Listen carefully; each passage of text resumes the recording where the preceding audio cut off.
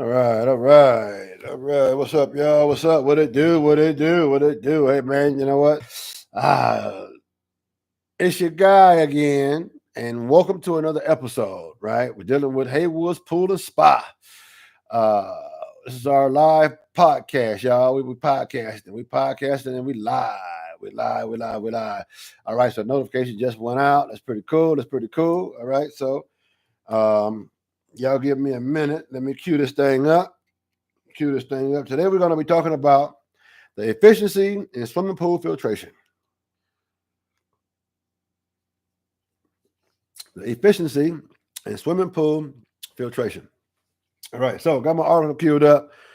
Um, Before we get started, always make sure that you like, subscribe. All right, please feel free to come in the chat.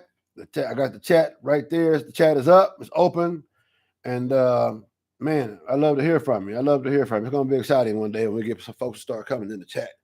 But like anything else, man, you got to crawl before you walk. You got to build that thing. And you got to have confidence in it.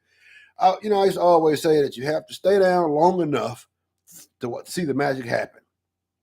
Like anything, you quit before the magic happens, then guess what you guaranteed? That the magic will never happen. All right. So with that being said, all right, I'm watching the timer. We live. So I'm queuing up the article as we speak. All right, I'm going to be talking to you from the Ultimate Tech Manual. All right, remember, we keep things transparent. We try to keep things transparent here. So I'm going to type that into the chat where you can find the article at Ultimate Tech Manual. Check it out, man. There's a lot of great information in there. A lot of great information in there. You'll find a lot of information, different things that you're looking for, depending on what side of this thing you're on. And what I mean by that, are you the homeowner? Are you a major client, hotel, apartment complex, a mobile home complex? Those are clients. Those are bigger clients, and the homeowner will be more like a customer, right? Because it's an individualized thing. And so, depending on what side of it will determine the approach that you need to take in trying to tackle these issues. All right. Here we go. Tackling these issues. All right. So I think we're about at 3 minute mark. We're gonna go ahead and jump in this thing. Again, it's your guy, Mr. Haywood from Haywood's Pool Spa. We're located in the greater Antelope Valley area. And you can always feel free to call me at 323-781-6329. Again, that's 323-781-6329. All right. Okay, so today again, we're coming from the Ultimate Tech Manual. All right. And this article was written by a dude named Rodney McCall. So shout out to Rodney McCall for putting this article together, because without Rodney, I would not have come across the information the way I did. Okay. And so a little bit about Rodney. Rodney McCall, he's the global growth process leader at Pence Air. Pence Air is one of the major brands, one of the major companies you deal with when dealing with pool to spa equipment, and not necessarily the service side of things, but dealing with major equipment, pumps and filters and things of that nature. He has extensive technical expert experience with variable speed applications and pool hydraulics, right? Obviously, hydraulics is water and the water movement and how you deal with that water. And variable speed, that's dealing with pumps. There used to be single speed pumps where the pump just ran at high speed all times. But what they've done is they've created a variable speed pump. And so what happens is, it's like smart type equipment. The pump will move based on demand, right? It'll go into low speed when it ain't that big of a demand. Now, how you set the 2-speed pump to be able to do things that it's supposed to be doing, well, that's all in your automation system. That's all in your manufacturer's directions. So make sure you check that out to figure out how to best understand how 2-speed pumps work. And you know what? Maybe we'll make a note here in my notes. Maybe we'll bring that up as a topic and we'll talk about that. That'll be an awesome thing to go ahead and talk about that. All right. So let's see. I'm right here. Topics. Y'all give me a minute.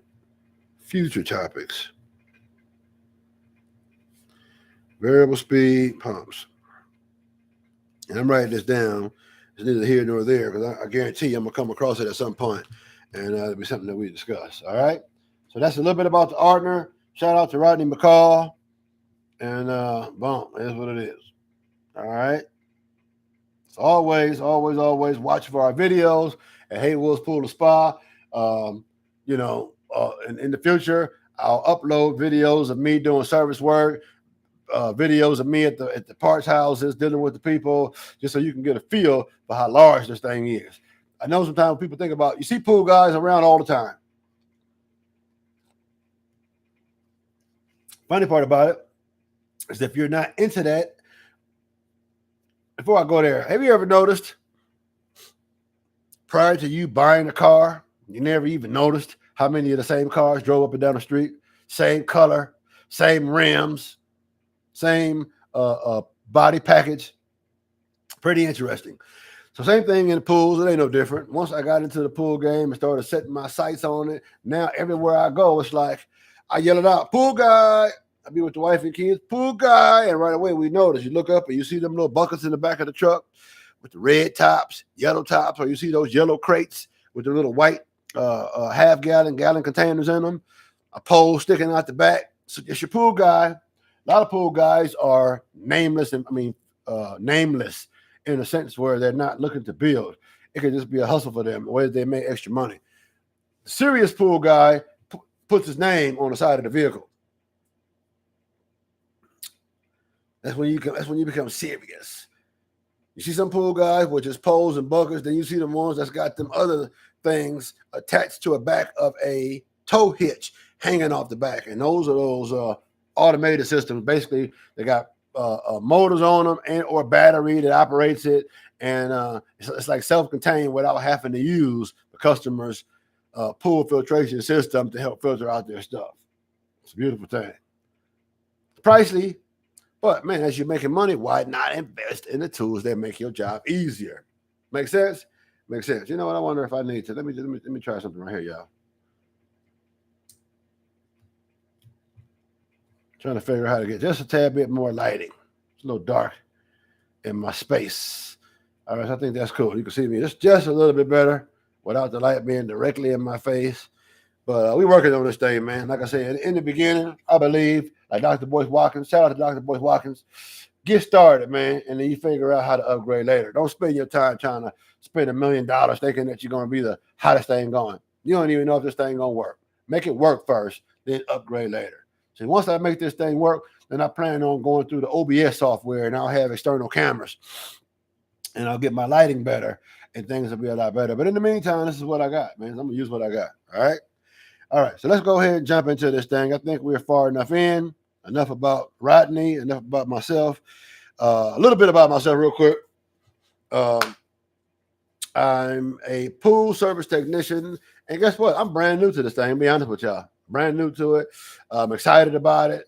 And so I just decided to create me a little education series in the meantime while I'm trying to obtain my clients. And once I start obtaining clients and I get that part of the service down packed, I get a little bit more comfortable about what I'm doing out there, then I'll start videotaping that and getting that going. But in the meantime, it don't stop me from doing no podcast. So here I am. All right. So let's talk about efficiency in swimming pool filtration. All right.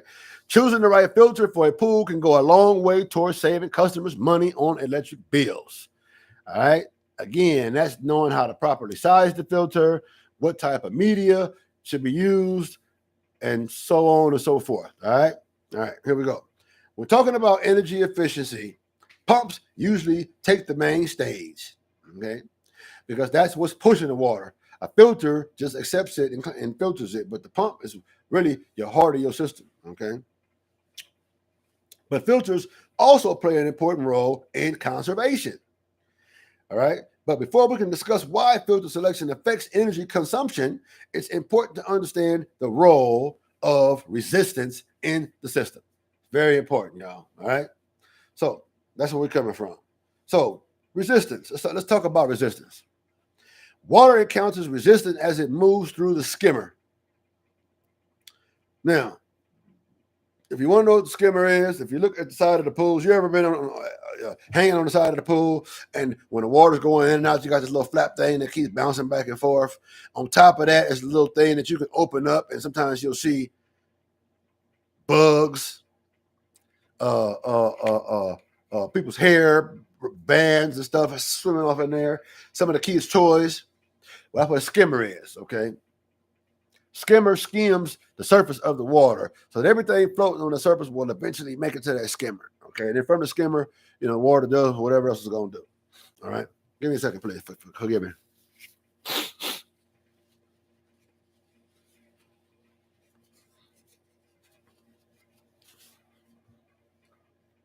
Yeah, where I'm at, we just had a big tropical storm, so-called tropical storm, and all it did was heighten the allergies, dog. Got everybody all messed up.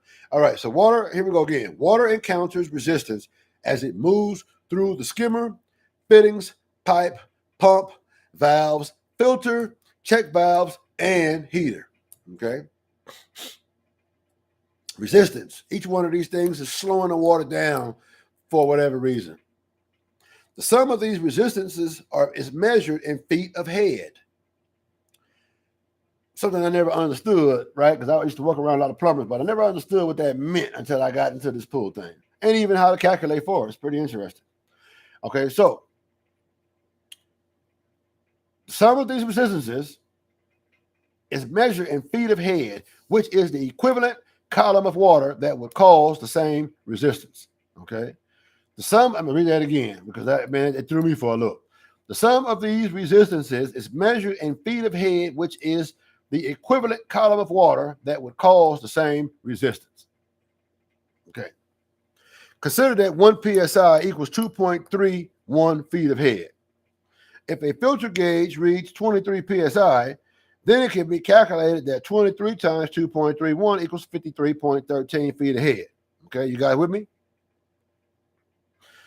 This measures that the resistance to push water through the filter and back to the pool is equivalent to a pump raising a column of water up 53.13 feet, regardless of the size of the column, right?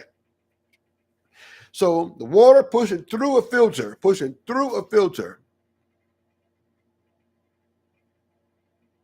back to the pool is equivalent to a pump raising a column of water, regardless of the size of the column. The electrical effect of lowering resistance may depend on the pump. Reducing the head of resistance in the system with a variable flow speed, with a variable flow pump, one that varies the speed to maintain a constant flow, will allow the pump to run at a lower speed, which reduces the energy consumption. And that's there, right there. Okay. Now, what you have to calculate is over time, how much energy are they saving? That's always been the key. It's always been the key. Okay. But if you understand your formulas, you could easily set the homeowner or the client, the customer down and show them these formulas and get them to get on board to understand what you got going on. Otherwise, dog, you're kind of just talking on people's head if they don't really understand. All right. However,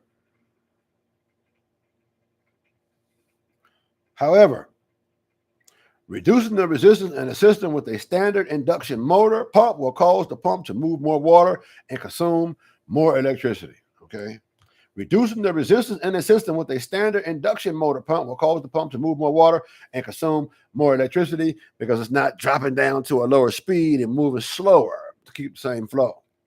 So this is where the trick comes in. All right. With an induction motor, you have to reduce the pump's runtime to save money and use a flow meter to ensure the water quality isn't compromised. So you got to put the flow meter on there so that you know how much water is flowing through it.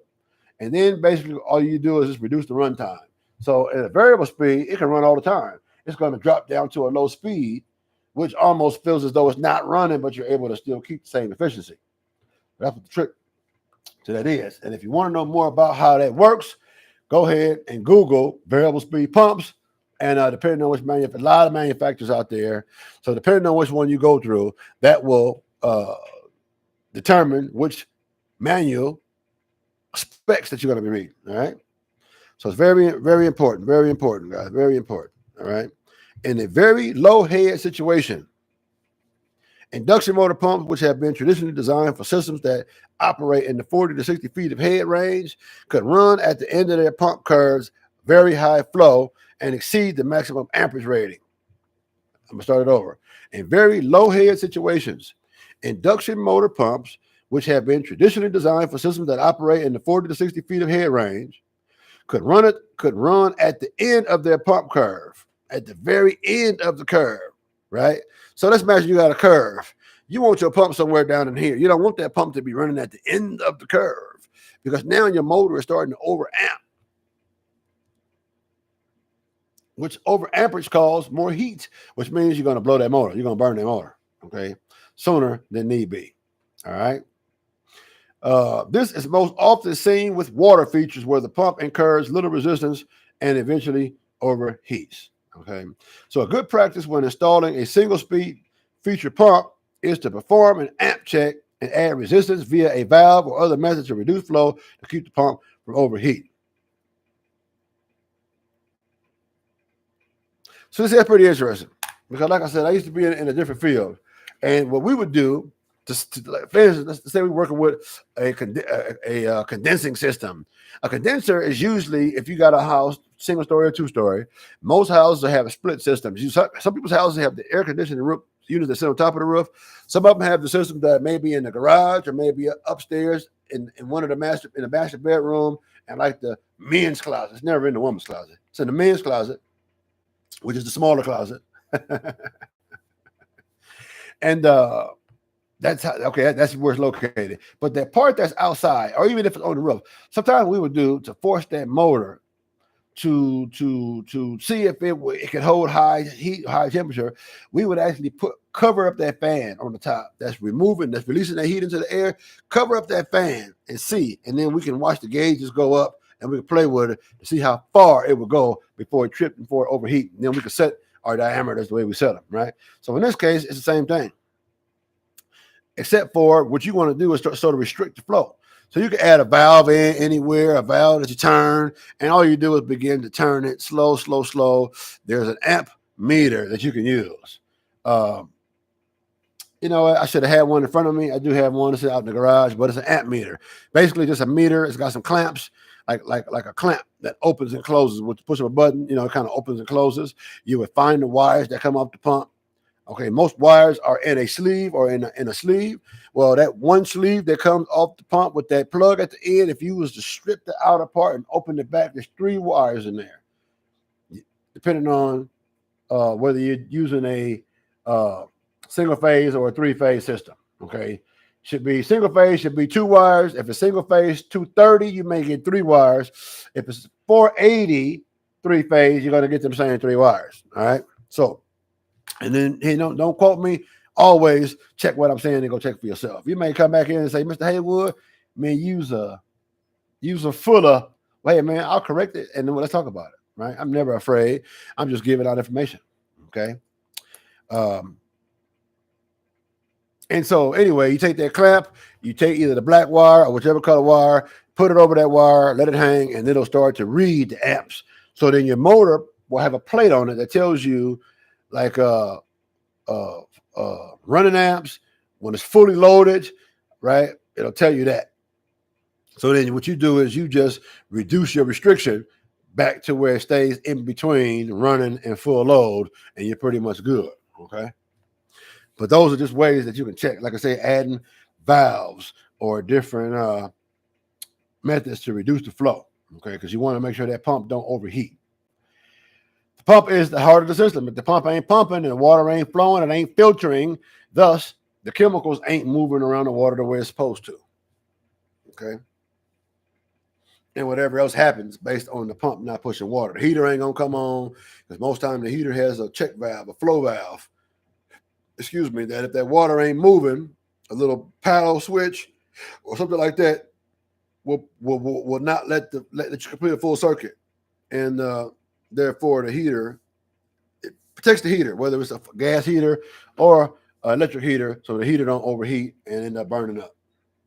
All right, so just a little food for thought. Right? I'm throwing out nuggets, man. I'm throwing out nuggets. Make sure you catch them. Cartridge filters, okay? Using a constant flow pump is not the only way to improve efficiency with lower resistance. Different kinds of filters add different amounts of resistance to the system. So, selection between cartridge, DE, and sand plays an important role. You ever wonder why your filter is a cartridge filter, but your neighbor got a sand filter? Well, it really just depends. It all depends on the homeowner, and it all depends on the company that that built the pool, and if they didn't build it, did all their little checks to see what type of filter would be best for you. Okay, when it comes to efficiency, and again, efficiency leads to saving some bucks at the end of the day, and that's what it's all about. Cartridge filters offer the least amount of resistance to flow in the 30 GPM, which is gallon per minute range. A cartridge filter creates about 0.7 to 2 feet of head. Okay, that's at 30 GPM. Now, if we double that, at 60, a cartridge filter size for that flow capacity creates 2.5 feet of head. So you see, for the same size flow, the same size pipes, you're pushing more water through that same pipe, which now is going to make the head go up. So instead of it being from 0.7 to 2, it's now 2 to 5. My bad, I said 2.5. It's now 2 to 5. So you didn't damn near doubled the head on that thing, which may not be a good thing. Also, cartridges conserve water and chemicals by not requiring the backwashing of other types of filters. Because cartridge filters, all you got to do is take them out and wash them off. It's just like having a filter at home, a washable filter, or basically if you got a window unit. Most of those, like a window air conditioning unit that hangs out of the window, most of those are washable. You can take it out, clean it, put it back in, and keep going. Okay, that's the beauty of that. Sand filters, which have media in them, you're not gonna be. There's nothing to take out.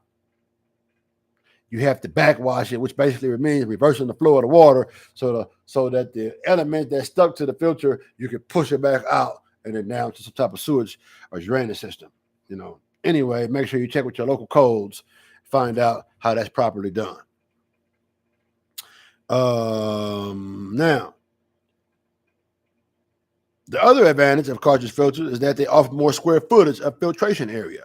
Some have upwards to 400 square feet of media, as compared with DE filters, which max out the 100 square foot range, and sand, which offers between 3 and 7 square feet, right? So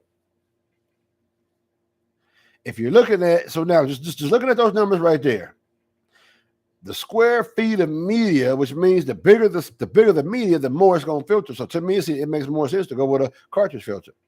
Okay, but again, it's up to you. Do your homework, do your research, figure it out. A larger area for the water to pass through means it takes less energy to move the water through it, which means less feet of head, right? Less resistance. Okay, which is a good thing. Which means ultimately you're going to be spending less money in the end. All right.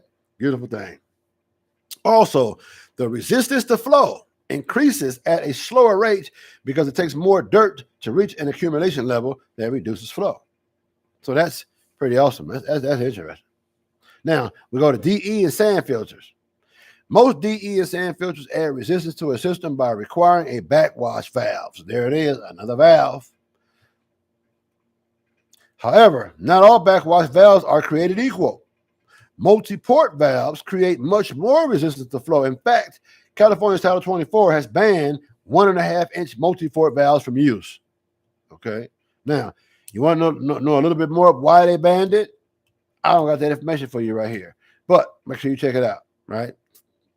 Under California Title 24, 1.5-inch multi-port valves. Okay. Are they available for use? You know what, man? As a matter of fact, that's piquing my interest right there. I want to check into that. So y'all give me a second. I'm going to look that up right now because I want to give you that information. I am your guide.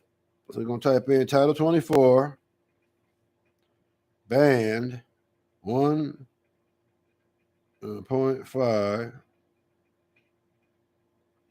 inch multi-port valve. All right, so here we go. Let's see what it says.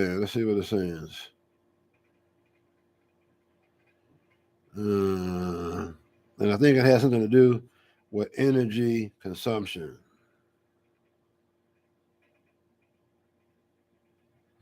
So let me do it like this. I'm going to say, why did Title 24 ban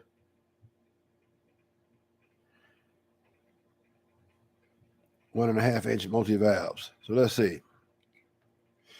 Okay, here we go. 2022 Title 24 code changes. Let's pull that up right quick. I'm going to see if I can give you something quick without taking too much of your time. Okay, so it says...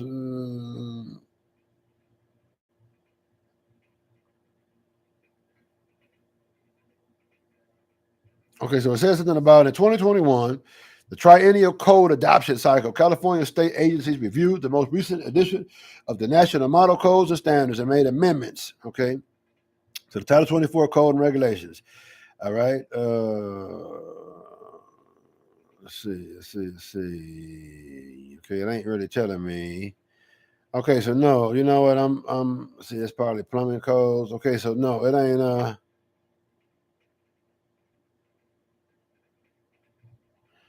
well, I'm struggling to find a job. Anyway, you know what? I thought I could pull that up for you and help, but you gotta dive into it. It's a little bit more it's a little bit more entailed than just going to Google. All right, so check it out. So let's keep going. Side valves, also called push-pull valves, add much less resistance than multi-port valves because the water passes through them more directly. Other kinds of backwash valve styles have been designed to add even less resistance to the system by using larger openings for the water.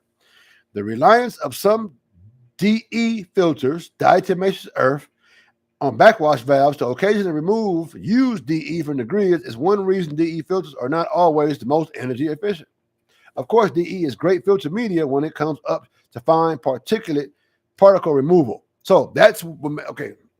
That's what I couldn't remember right now. That's what makes DE more efficient, other than cartridge, right? Because as the cartridge in the sand, the DE, the particulates, is going to take you to a smaller size, which means it's going to filter more of the fine stuff you got floating in the bottom of that water or on top of that water.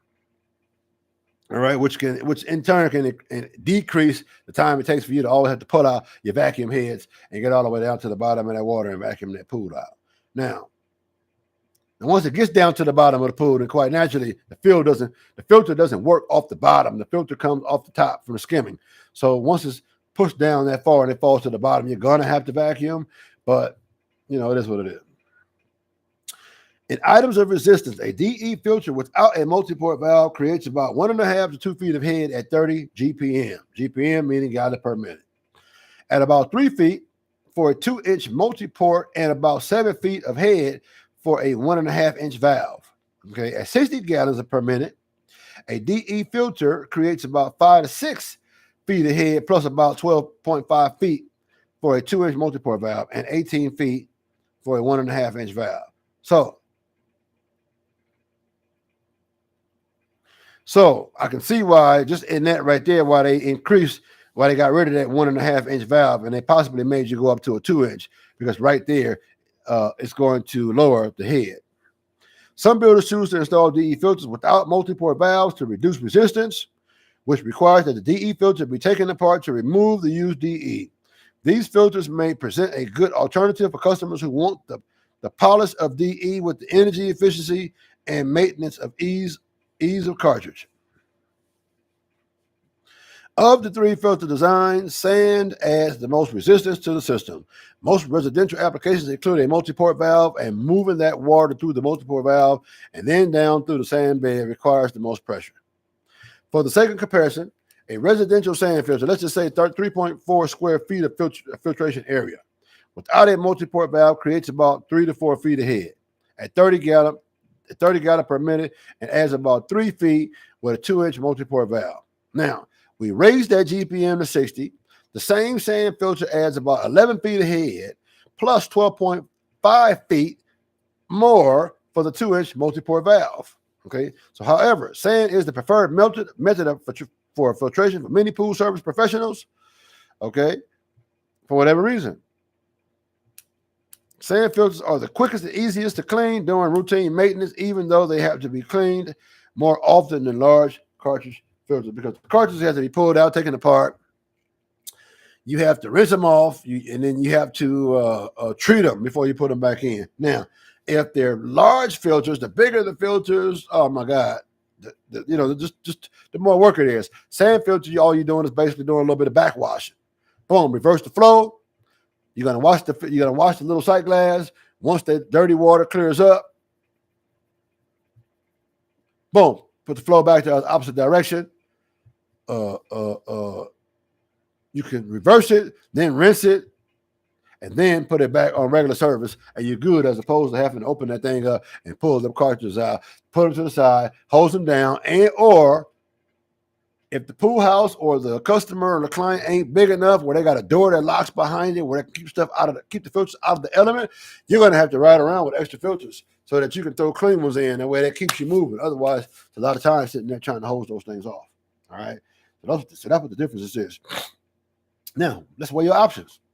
If the most important criteria in your filter selection is the resistance generated by the filter, then it's clear that the best choice is a large cartridge. Okay, with the very close second being a DE filter without a multi-port valve. Now, multi-port valves, like I said, are the newer things that are coming out, and you need that multi-port. If all you got is a cartridge filter, you don't need it. But if you got a DE or a sand filter, you're going to need it because you got to go into backwashing. After you backwash, then you want to filter. Then from filter, you put it back in the regular service. Sometimes you even switch it if I'm dealing with the filter, but the spa, the people still in the spa, and I want to keep that spa going, then I can turn my multi-port valve and just put it on spa, and then it will bypass, or do what it's going to do, but it's going to bypass the pool, leave the pool alone. All depends on what let me back up. If I'm working on the pool but not the spa, I can keep the spa going. If I'm working on the spa, not the pool, I can turn it and keep the pool going. So the multi-port valve really comes in handy without having to shut the whole system down just to be able to do the things that you're doing. That's what I meant to say. Okay. So that's. However, it is important to recognize that some customers will prioritize the easy maintenance of sand filtration. Maybe they're not that concerned about resistance. Maybe they got a little bit more change and they're not really worried about what it's going to cost me to run this pool pump. I may not even be interested in upgrading for a fee to a variable speed. There's no science to this, folks. You just got to depend on your circumstances, the client that you're dealing with, the element, the climate that you're in, and figure out what works best for you and the customer, okay? So if they're prioritizing the ease of maintenance, okay, that's fine. Some are going to want the polished water you get with a DE and the ease of maintenance you get with the multi-port valve for backwashing. See, because for some people, when I look into my pools, I don't own a pool, but when I look into the pool, I want it sparkling clean, crystal. That's what makes it inviting for folks to want to dive in. If I come to your pool and it's kind of murky looking, or looking, man, why your water ain't polished? Well, it is what it is. I got some folks around me, pools ain't polished and don't be polished, and even after the pool guy comes, it's never polished.